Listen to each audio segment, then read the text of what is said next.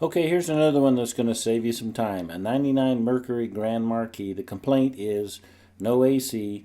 The compressor seems to be working okay though, so you got to confirm everything. The tubes are ice cold under the hood by the touch and feel method, so you know the air conditioning physically is working okay, but you got hot air coming from the vents at all times. There's no change when you move the selector. You retrieve the code and you see a blend door fault. You remove the glove box to see that the blend door pivot is not moving. Now all that's pretty much standard on this kind of a thing.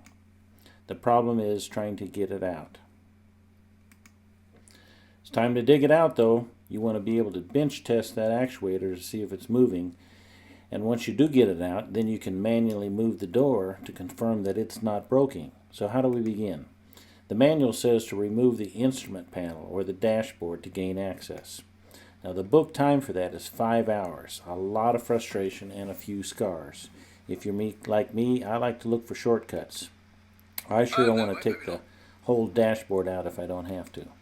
Well, here's a shortcut. Take off the top sun panel and the 3 cowl bolts, also the right lower nut that holds on the stud. Also, remove the front plastic stuff so it won't break as you begin to pull on that dash.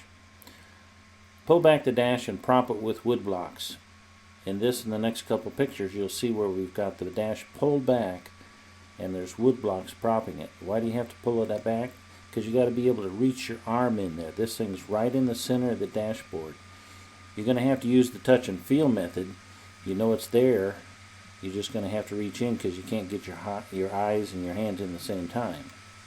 It's a tight fit, but you can do it. There it is. Just getting to it. Now the front bolts holding it down are pretty easy. Even the far back one isn't bad if you use a number 8 gear wrench. But that 4th bolt is buried. You just can't get a tool on it. Here's the shortcut. Use a 1/4 swivel socket on a 12-inch 1/4 extension. Go through the square hole that's in the firewall trim panel and then through the slot at the bottom. Just like this, at the correct angle, this will put your socket right on top of that last hold down bolt. Once that bolt is removed, the actuator comes out real easy.